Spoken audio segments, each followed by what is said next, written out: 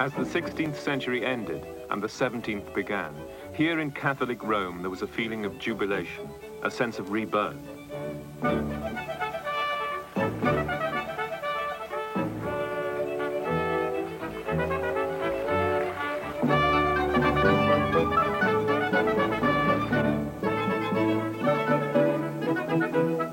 Pope Paul V, in the year of our Lord 1612, has brought water 35 miles from the healthiest springs in Bracciano through new and restored aqueducts.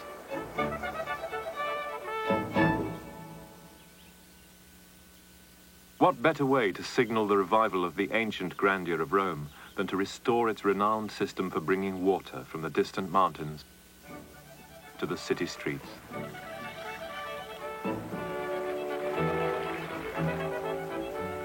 Pope Paul's new water supply, the Acqua Paula, or Paul's water, as it was called in his honor, was soon rushing out into the daylight from splendid fountains all around the city. The finest of these fountains was designed by the great sculptor and architect Gian Lorenzo Bernini. It was built in the Piazza Navona, which stood on the foundations of an ancient stadium, a material expression of the idea of eternal Rome. The city had survived 100 years of political and religious turmoil, of war and destruction. Despite the invasions of various European monarchs who'd attempted to conquer the city on the pretext of defending it, it had preserved its independence. And most important, the Catholic Church had survived the rise of Protestantism and its challenge to the authority of Rome. And it was now in the midst of a most extraordinary period of expansion, as European colonization and exploration took its influence to the farthest corners of the earth.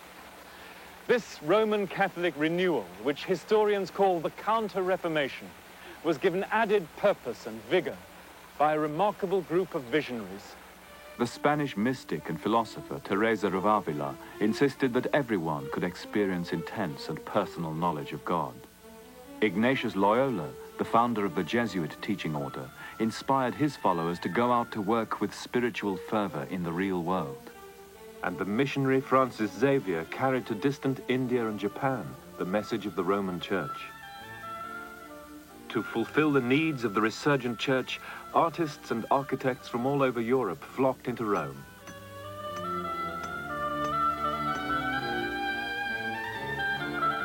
They came to design and ornament the churches that were built in the explosion of activity inspired by the Counter-Reformation.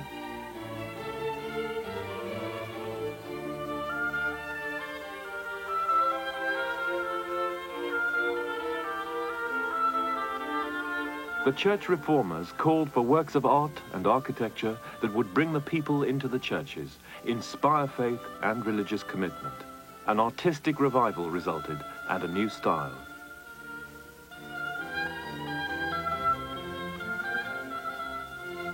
It was an exuberant style, reflecting the optimism and assertiveness of the 17th century church. This style is known as the Baroque.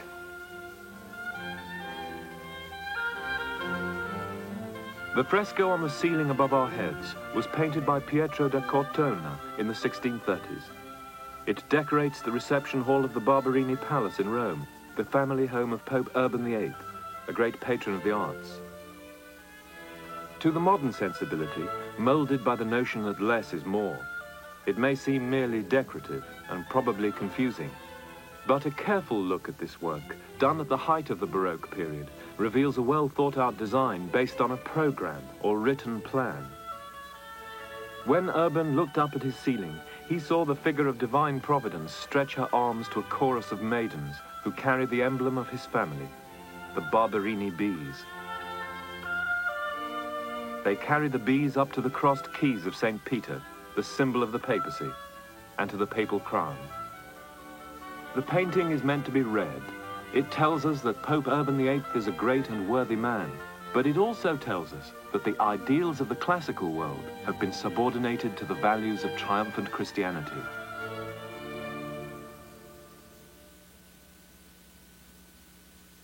Every figure in this swirling panorama has meaning. The scenes painted around the sides of the ceiling, for instance, tell stories extolling the Pope's virtues. His unyielding battle against heresy is here symbolized by Athena, destroying insolence and pride in the shape of the giants. Here his piety conquers lust and intemperance, represented by the satyrs. Like the artists of the Renaissance, Cortona uses the vocabulary of classical antiquity. But he draws his figures naturalistically, with lifelike vigor and sensuality. The architectural elements are not real, but are painted as if they were. They blur the distinction between real and illusory space, at the same time suggesting hidden depths out of which the painted figures seem to tumble. Overlapping layers of light and dark create a sensation of breathtaking movement.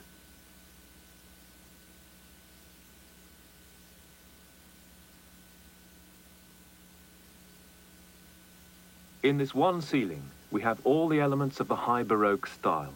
A clearly defined program, a dynamic and dramatic tension between naturalism and classicism, between illusion and reality, between light and dark, and always movement.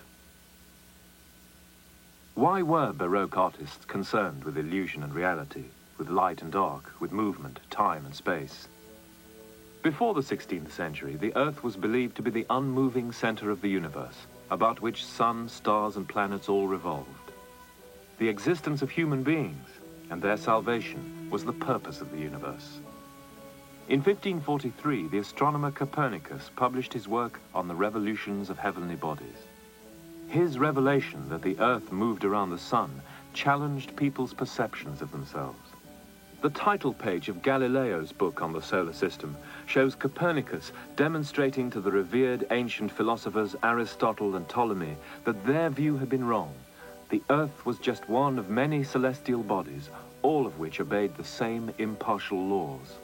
At about the same time that Europeans learned that the Earth was not the center of the universe, the discovery of the Americas and the exploration of the Far East revealed that Europe was not the center of the world. In this time of spiritual crisis, provoked by the explosion of knowledge, artists sought new ways of seeing and understanding. The out-thrust left arm of the Disciple startled and astonished its first viewers in 1600. It breaks into the space in which we stand. The naturalism of this painting of Christ at Emmaus by Michelangelo Merisi, known as Caravaggio, was unprecedented. Its intention is to convince us that we're actually participants in this astonishing event, God's presence in the flesh. We may no longer regard the earth as unique, Caravaggio seems to be saying, but God has dwelt amongst us. Divinity and sanctity are to be found in our midst. Caravaggio went out into the streets of Rome and put the people he found there in his paintings.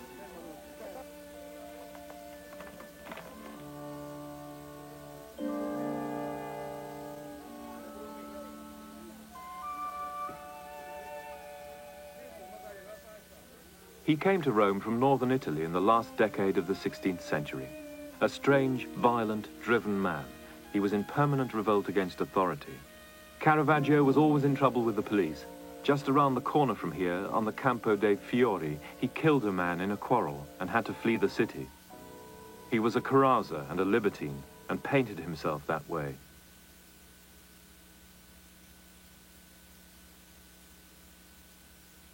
But the way he painted religious subjects was as shocking to his contemporaries as his behavior. He painted St. Peter as a confused and frightened old man.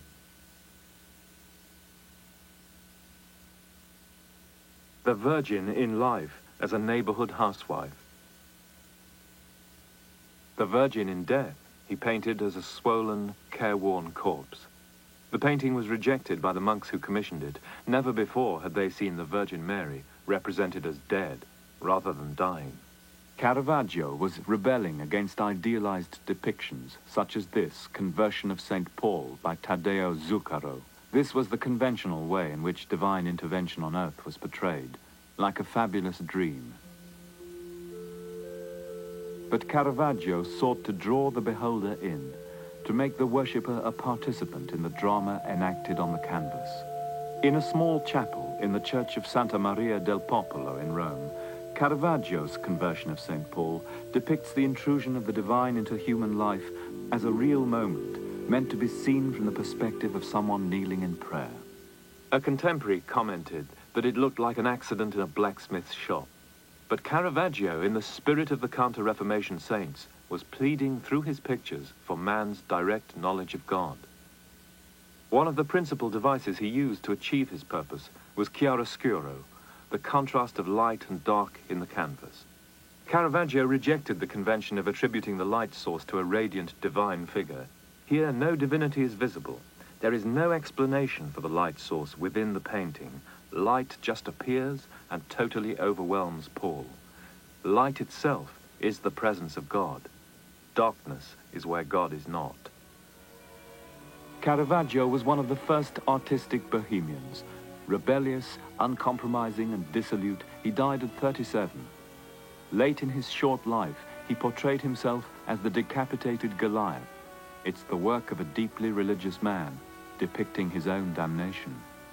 While Caravaggio saw himself in the headless Goliath, the young Gian Lorenzo Bernini gave his features to the heroic David. Bernini took the immediacy he found in Caravaggio's paintings and recreated it in marble with phenomenal and unprecedented virtuosity.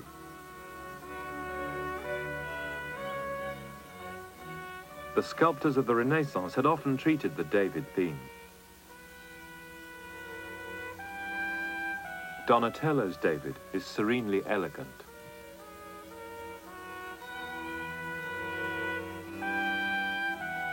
Michelangelo's is contained, perfect, full of potential.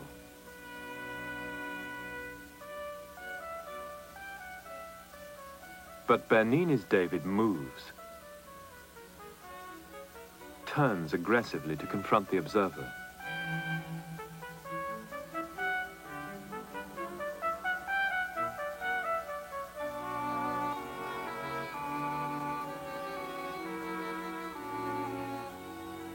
True to the spirit of the Baroque, this David is meant to be experienced.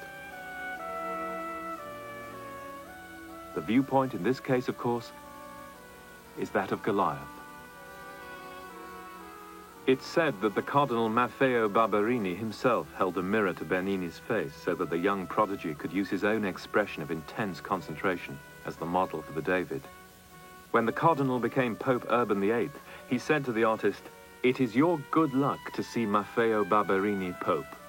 But we are even luckier, for the Cavaliere Bernini lives at the time of our pontificate."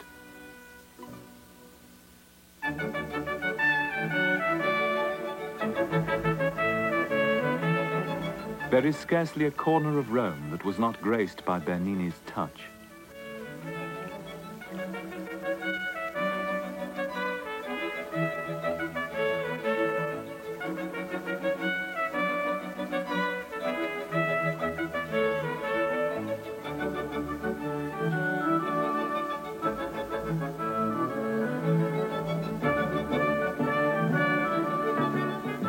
From the small, witty adornment, the elephant and the obelisk in the little piazza of Santa Maria sopra Minerva,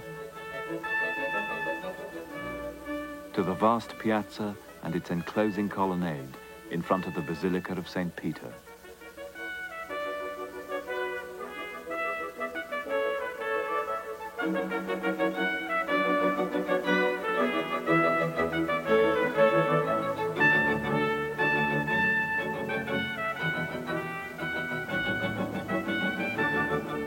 He is a rare man, said Urban VIII, and a sublime artist, born by divine disposition and for the glory of Rome.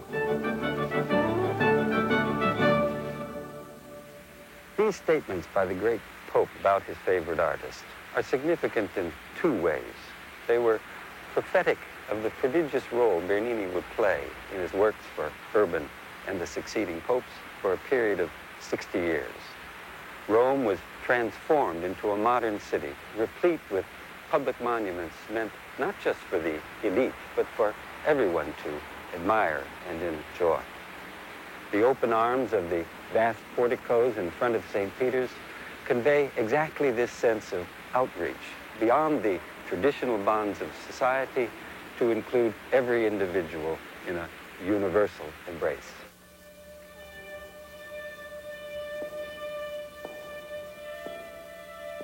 This concern is made visible in what Bernini described as his least bad work.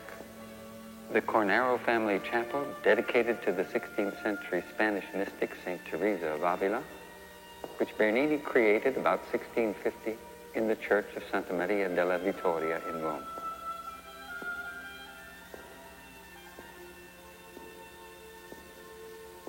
Our eyes are met by those of the cardinal patron, who looks out from among his ancestors and accompanies the visitor down the nave to view the chapel from the center of the crossing. There we are confronted with a spectacle of truly cosmic proportions. In the pavement before the altar, gesticulating skeletons rise from the lower depths to face their maker at the end of time. The vault of the chapel has scenes from Teresa's life. Bernini makes a chorus of winged and cloud-borne angels singing, playing instruments, and strewing flowers seem to filter through the solid vault, filling the chapel with their fragrant hymns of praise and celebration. At the sides, the members of the Cornaro family appear in balconies with architectural backgrounds whose perspectives merge with that of the church. Their space becomes indistinguishable from ours. They consider, study, discuss, describe, indicate, and thereby bear witness to a mysterious event in which they participate, encouraging us to join them. Here, Bernini created a visual sensation by making a literal portrayal of a woman in ecstasy. From time immemorial, mystics have used the vocabulary of earthly love to convey their feelings to others. Communion with God is like communion with the lover, only infinitely more so. In her autobiography, Teresa describes the famous vision of the Transverberation. In the angel's hands, I saw a long golden spear. And at the end of the iron tip, I seemed to see a point of fire. With this, he pierced my heart several times so that it penetrated my entrails. When he drew it out, he left me completely afire with a great love for God. The prime tenet of Christianity is that God created the world out of his love for humanity. Bernini made love and creation the key to his chapel. Baroque architecture follows different laws from those of antiquity and the Renaissance. Gone is the stately equilibrium and logic. Instead, the framework seems to move, the boundaries seem to melt and walls to dance. The very stone seems to bend itself to the will of the architect. The most willful architect of them all was Francesco Borromini. Sant'Ivo della Sapienza is Borromini's masterpiece. His architecture is intellectually complex, a startling amalgam of mathematics and fantasy. He knew the history of architecture and drew upon the past boldly and freely. The facade curves in, but the dome above it curves out, presenting the beholder with a dramatic contrast. Using a symmetry so odd that it seems almost asymmetrical, he opposes convex and concave arcs. The result is that the building itself seems to be alive and pulsating. Borromini's work emphasized one of the central teachings of the Roman Catholic Church in the 17th century. Salvation could not be attained by reason alone, nor by simple sensual experience. It required an imaginative leap of faith. In bewildering the eye and challenging the mind, Borromini sought to plunge the worshipper into the mystery of salvation. Not everyone understood. A contemporary critic wrote, "Everyone gets in his head a new idea and displays it in public squares and upon facades, madly deforming buildings and even towns." But an official of Borromini's church of San Carlo recorded, "Nothing similar with regard to artistic merit can be found anywhere in the world. Members of different nations arrive daily in Rome and try to procure plans of the church. We've been asked for them by Germans, Flemings, Frenchmen, Spaniards, and even Indians." The Baroque style in architecture that had its roots in Counter-Reformation Rome spread north into war-torn Germany and Austria. During most of the 17th century, Austria was preoccupied with its lonely fight against the encroaching armies of the Ottoman Turks.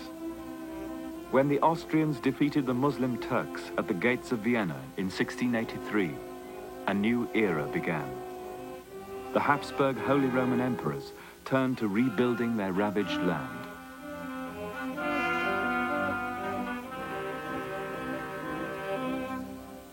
All along the Danube, where bleak fortresses had guarded the river, a chain of magnificent abbeys was built. The victory over the Turks meant that money was now available for grand enterprises. The monks' taxes paid for buildings rather than for weapons. These abbeys were meant to serve not only as religious communities, but also as hospices for the emperor. St. Florian's Abbey, begun in 1689, is the work of an Italian and an Austrian, Carlo Carlone and Jacob Prantal. In true Baroque fashion, the new abbey was a stage upon which royal ritual could be played out by the visiting emperor. Paradoxically, the stage usually lacked its leading actor, for the emperor himself rarely visited any of the abbeys.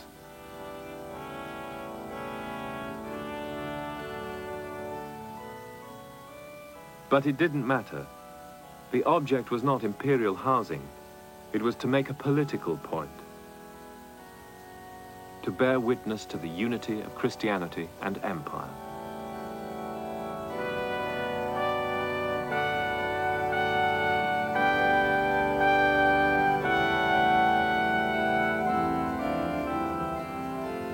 Here we're dealing not with the glorification of an individual emperor, but with the need to assert the divine right to rule of an institution, the Habsburg Empire.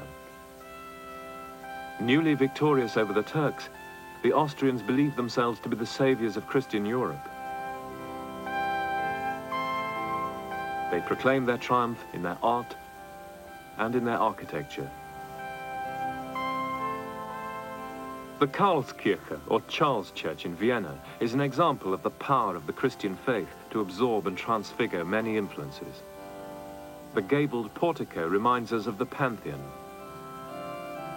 The columns suggest Trajan's column in Imperial Rome, as well as the Bible's description of Solomon's temple. The dome is like the domes of Papal Rome. At the ends of the building, the two towers suggest an imperial fortress. Begun in 1716, the Charles Church is the work of Fischer von Erlach, who studied the work of Bernini and Borromini in Rome. It's dedicated to Charles Borromeo, one of the great Counter-Reformation saints. It is not a coincidence that the Austrian emperor at the time was also named Charles. For in the lands where absolute monarchs ruled, architecture was part of the vocabulary of royal power. The Belvedere Palace in Vienna was built in 1721 for Prince Eugene of Savoy, the general who led the Austrians to their victory over the Turks. The architect was Lucas von Hildebrandt. The Belvedere actually consists of two palaces set at opposite ends of an enormous formal garden in which nature has been completely subdued. The design is based on a simple program. Together, the two palaces and the garden present the visitor with an allegory of life's journey.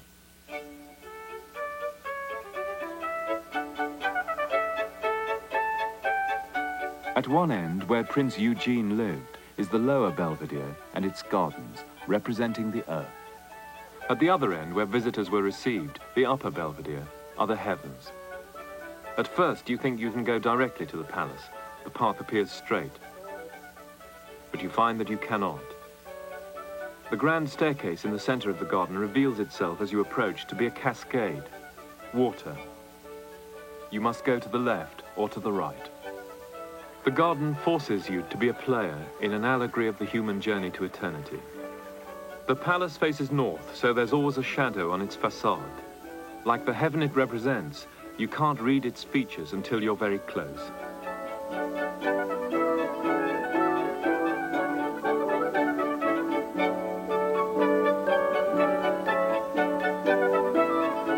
As you arrive at the entrance hall of the upper Belvedere, you're reminded that you may have to struggle like Hercules to stay on the right path. At last, the grand staircase brings you to the hall of the emperor.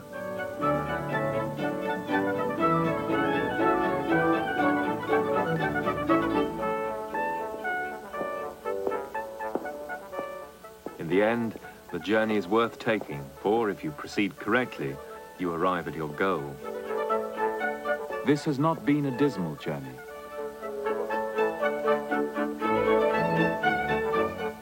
It has taken place, after all, in a garden. A reminder that the earth can be a happy place, at least for the privileged few who might find themselves here as the guests of Prince Eugene. Like much art throughout history then, Baroque was optimistic. But whose optimism? The 17th century was certainly a period of great expansiveness in European culture, both in geographical space and in the mind. But it was also the time of the Inquisition, of bitter religious wars which devastated the continent, and the time in which despotic monarchs dressed up their naked power in the trappings of benevolence. The style in which they did this can be seen all around us here in the Belvedere Palace. The Italian Baroque artists who developed this visual language used it to express the faith, confidence, and power of the Catholic Counter-Reformation Church. It was a style ideally suited to expressing the interworkings of heavenly and earthly rule. And so, here in Vienna, as throughout Europe, kings and states seized upon this language to make their assertion that their authority was sanctioned by God. It was a style which had a long life. Indeed, it still speaks power to us today.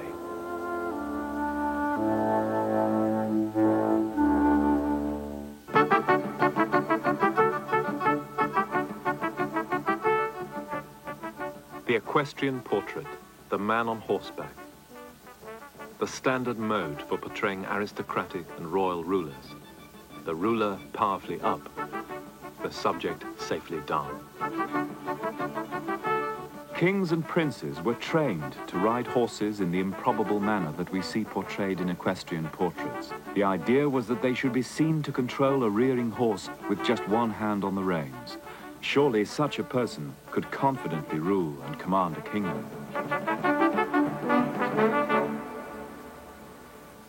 Images of power tell us a great deal about the people who make them, but even more about the people who commission them. The dynastic monarchs of 17th century Europe, their power increasingly challenged by far-reaching social and economic change, sought to present themselves as the heirs of the Roman emperors, their authority divinely ordained. For them, art was an instrument of state power just as armies were, important in directing and maintaining the absolute obedience of their subjects. We've seen how the Counter-Reformation Church demanded of its artists that their images should inflame the religious imagination of the people. Just so, kings required of their court painters that their images should convey a sense of their benevolence, their dignity, their wealth, their taste, and their divine right to rule. In 1622, Maria de Medici, the mother of King Louis XIII of France, commissioned Peter Paul Rubens to paint for her new home in the Luxembourg Palace a series of more than 30 enormous canvases. They were to commemorate the 4 years when she ruled as regent after the assassination of her husband, Henry IV, until her son Louis came of age in 1614.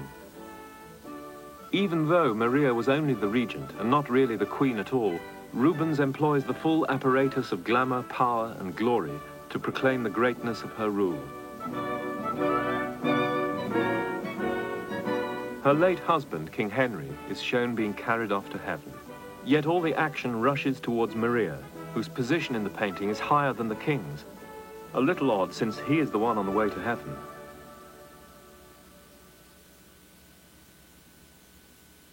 But it's in the religious paintings that Rubens pulls out all the stops.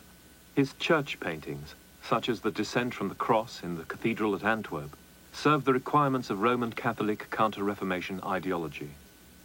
Inspiring faith, inducing piety.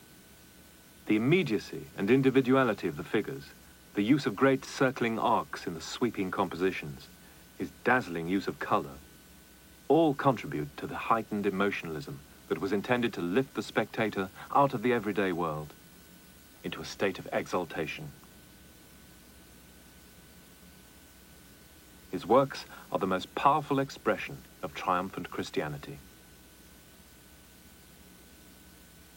Rubens achieved his success early, as we see in this youthful self-portrait, together with his first wife.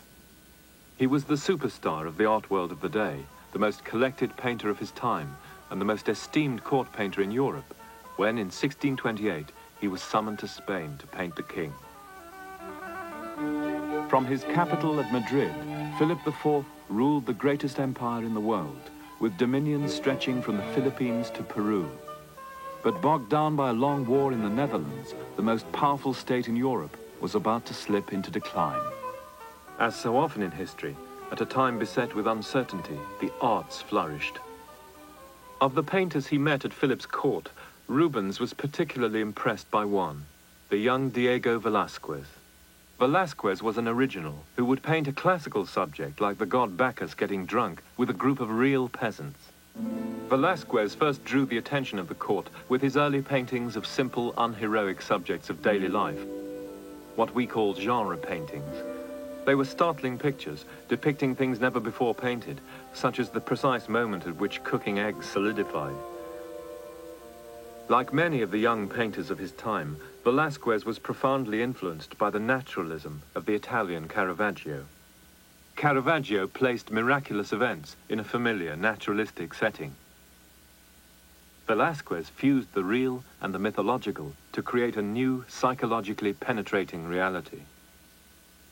In the Forge of Vulcan, he chooses the moment when the god Apollo tells Vulcan that his wife, Venus, is making love to Mars, the god of war. Velázquez combines theatrical gesture with the astonished faces of real workmen set in an authentic forge. He quickly became a favorite portrait painter of King Philip.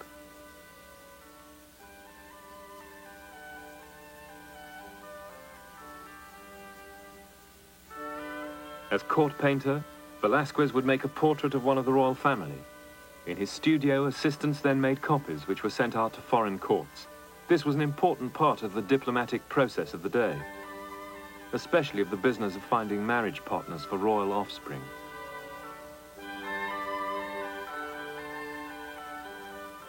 Secure in his position as court painter, Velázquez turned his attention to formal and painterly innovation. In his portraits of the jesters and dwarfs at the court, Velázquez was free to experiment. He understood that paintings made according to the classical rules produced something other than what the eye sees.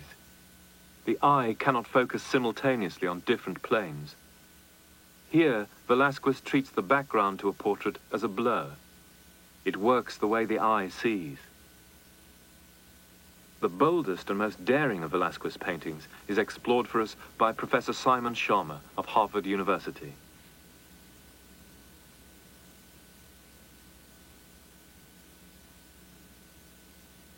Las Meninas is, in the most literal sense, a challenging painting. Coming on it, we are challenged by no less than 6 pairs of eyes, trained intently on us.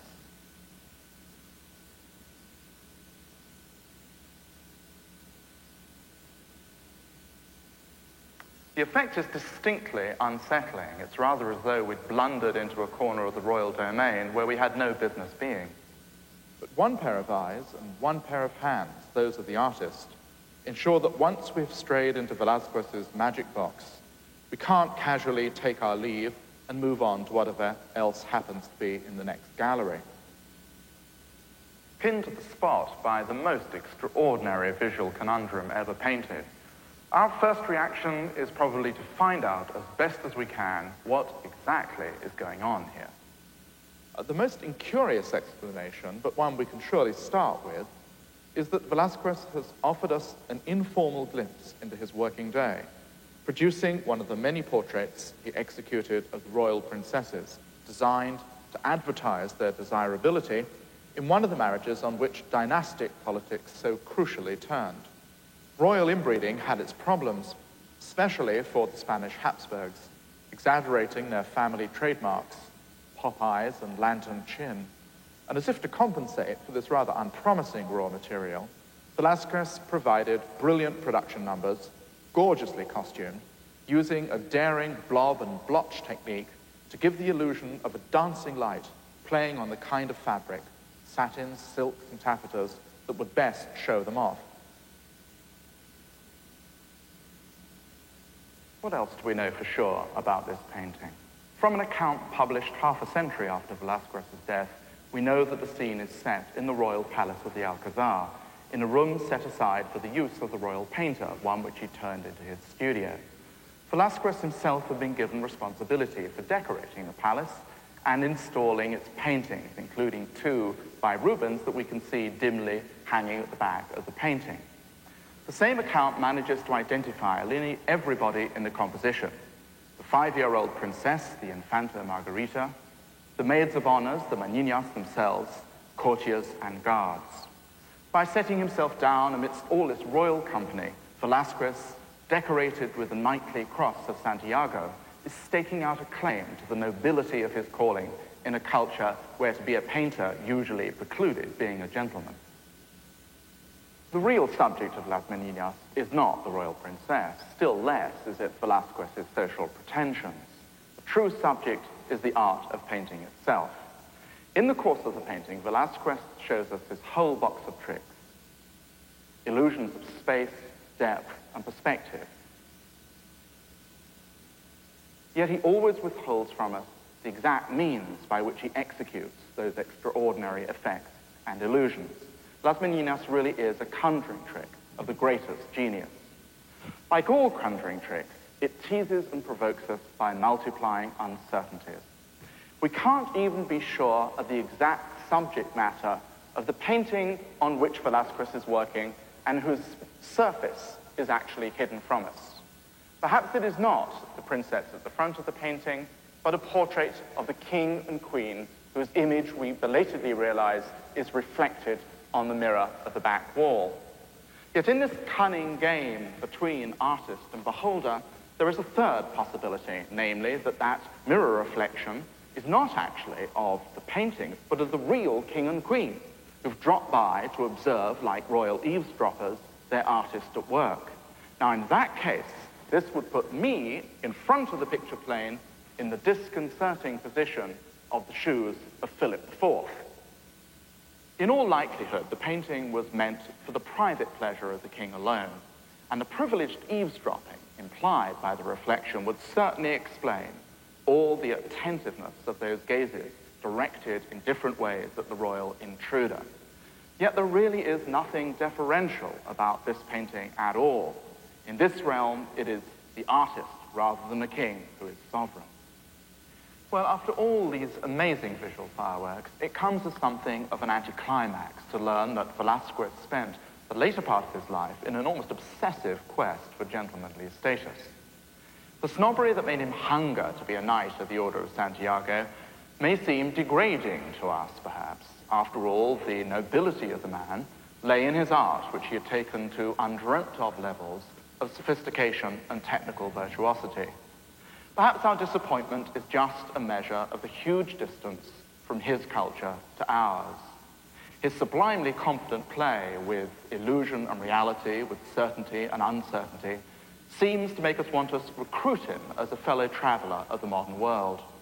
But the knight of the Order of Santiago, surrounded by other servants of the cult of royalty, dwarves, maids of honor, princesses and courtiers, stares back at us, the hidden contents of his enigmatic painting, forever denying us that familiarity.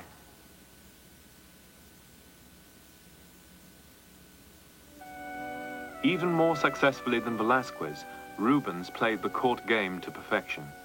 As the years passed, honors piled up. He was knighted. He undertook difficult diplomatic missions. But religious and territorial wars in Northern Europe raged on. Rubens grew discouraged.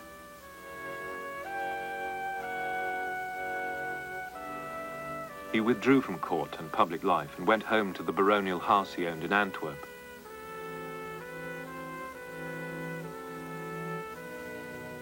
His first wife had long since died, and he married the 16-year-old Helena Formant. It has been suggested that he was satirically alluding to himself and Helena when he painted this aging but still lusty satyr, carrying off a young nymph.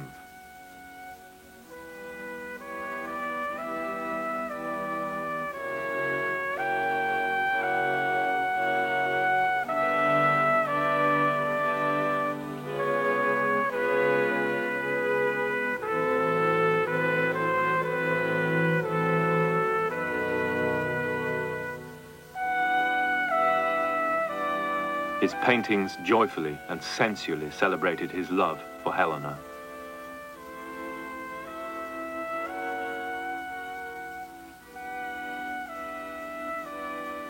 He purchased the castle of Stein, and with his family and his titles, retired to a twilight fantasy of country life as the Lord of Stein. Rubens' landscapes are suffused with a kind of nostalgia. They evoke a dream of an aristocratic life, a life based on the ownership of land. Today, it's only half an hour or so by car or train from the landlocked aristocratic landscape that Rubens painted to the seascapes, rivers and canals of the Dutch Netherlands. Though not far apart physically, these two societies were as different at heart as the landscapes they inhabited. The Dutch escaped from feudalism by making new land. They built dikes against the sea in a vast communal effort that continues to this day. They made their own precarious land, and their peculiar geography made them. Vermeer's view of Delft shows us a secure town that has confidently mastered its difficult environment.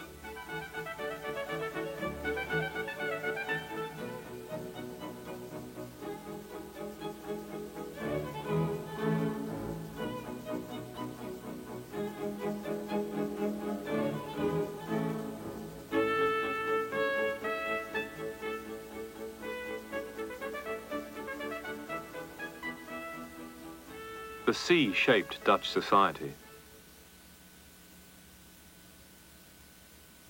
But 80 bitter years of a cruel and bloody war for independence from their Spanish rulers created a Dutch nation. In the middle of the 17th century, the 7 northern provinces of the Netherlands emerged victorious from their struggle for independence and established the predominantly Protestant Dutch Republic. In a Europe dominated by absolutist and Catholic monarchies, Spain, France, Austria, the Republic was an island of relative freedom. And the town hall of the Dutch city of Amsterdam, built in the 17th century, tells us something about the life and the ideals of the Dutch Republic. It has none of the qualities of absolutist architecture. Here, no grand colonnade leads the world into a central focus, as at St. Peter's, Rome. No succession of rooms and corridors and staircases takes us to the monarch's bedroom, as at Louis XIV's palace at Versailles. What you have here in Amsterdam are 7 simple, unpretentious doorways.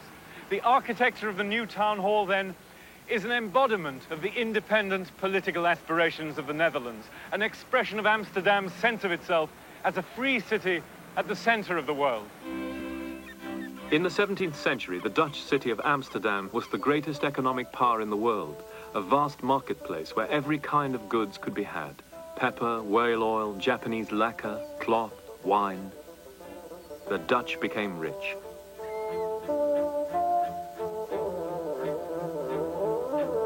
They were the most urban society in Europe, literate, stable, well-fed, and decently housed.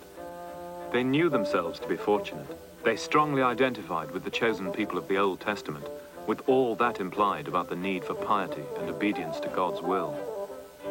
In this peculiar new society, artists could not look to the traditional sources of patronage. There was no royal court, and the Dutch Protestant churches had been stripped of pictures, as we can see in this painting of the Mariakerk in Utrecht by Peter Sanredam.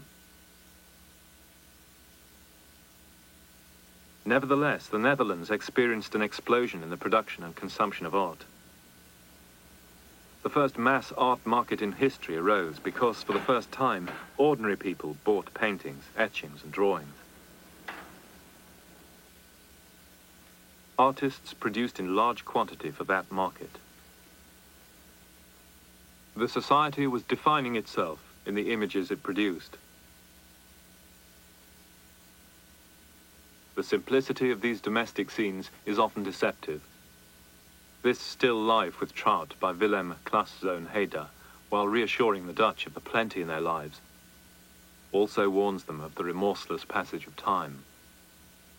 Jan Steen's comic painting, The World Upside Down, was intended to amuse, but it also cautions against the dangers of excess.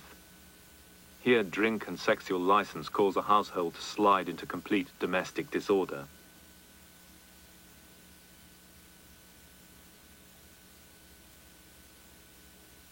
Jan Vermeer's Woman Weighing Pearls stands before a painting of the Last Judgment, warning that wealth must not distract us from our ultimate fate.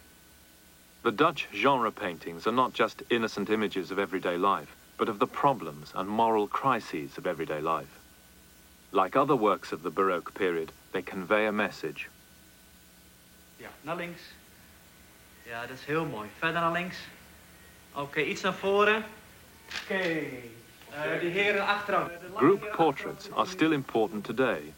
In the 17th century Netherlands, they were essential, for power in the Dutch Republic was held not by a prince, but by corporate bodies, boards of governors, councils. And so the group portrait was, for the Dutch, the equivalent of the equestrian portrait in aristocratic and dynastic states. Daar gaat hij. In the hands of the most remarkable of the Dutch painters, the group portrait becomes an intense and purposeful expression of the group ethos.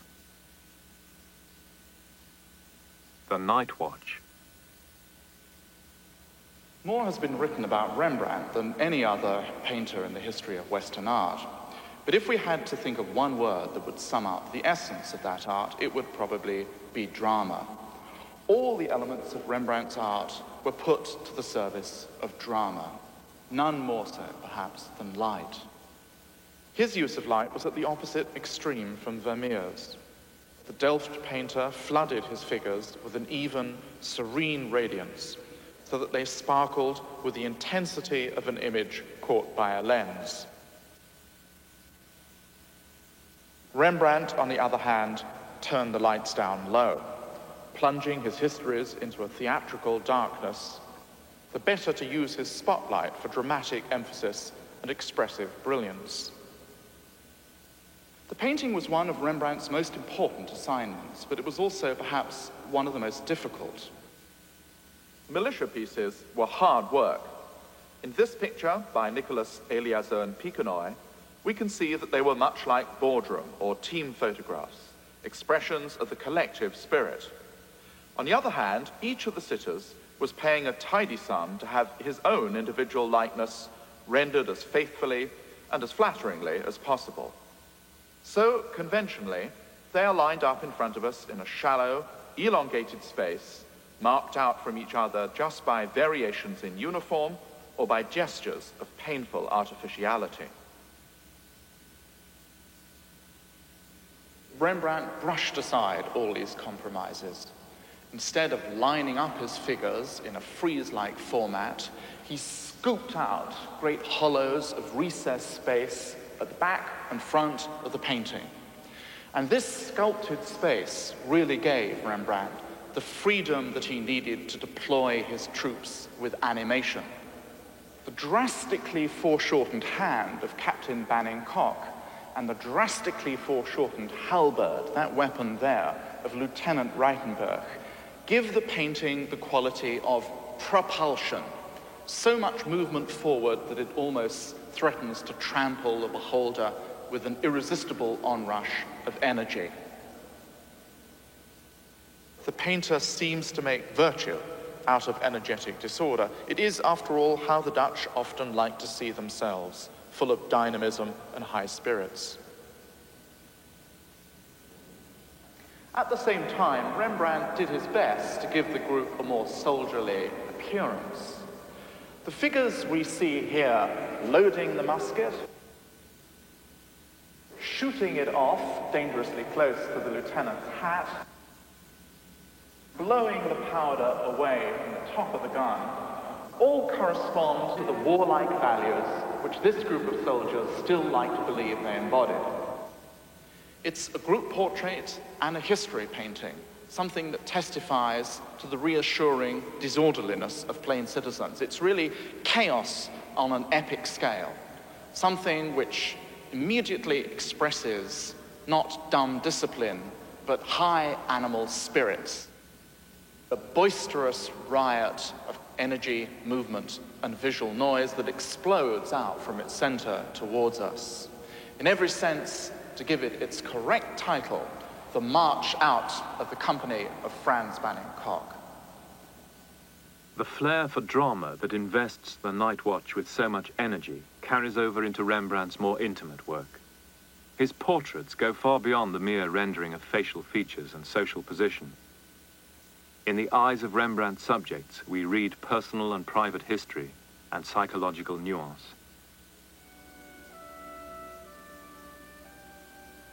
Rembrandt made this self-portrait at the age of 23.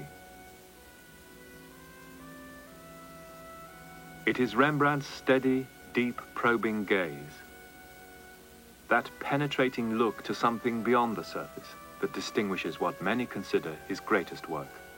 That monument of self-scrutiny, his self-portraits. In about 40 paintings, 20 engravings, and 10 drawings, Rembrandt offers us himself, an individual.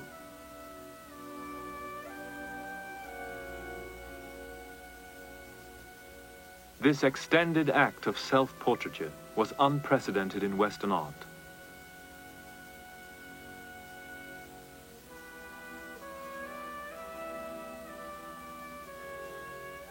It may be instructive to look once more at Velázquez's great meditation on art. The painter confronts us with a challenging stare, daring us to follow his lead in contemplating the nature of perceived reality. But Velázquez stands in a highly structured social and political framework, which is part and parcel of the meaning of the painting. Rembrandt also portrays himself confronting the viewer and in relation to his craft. But Rembrandt is entirely alone with his palette, ready to define himself in his characteristic thick impasto, the paint troweled on and worked with his fingers rather than with the brush. Rembrandt, in his solitude, with his direct look and with his coarse, visibly applied paint, asserts his presence, his selfness, his individuality as the matter for contemplation.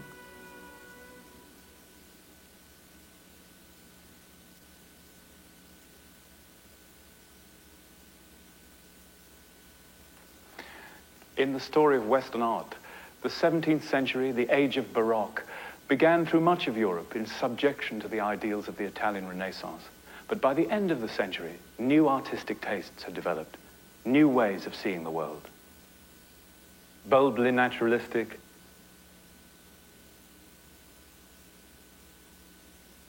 richly sensual, ambitiously intellectual, passionate and profound. Baroque artists had served a variety of masters in achieving that. They had, as always, provided the images of power for absolute monarchs whose subjects now increasingly saw them as all too mortal. They had provided religious images to bolster a faith shaken by the rise of modern science and by religious conflict. But something else had happened. By the end of the century, Western artists had achieved, as never before, the depiction of inwardness. Look how Rembrandt fixes our gaze, draws us in, plays with our emotions, compelling our attention to the mystery of a single human heart.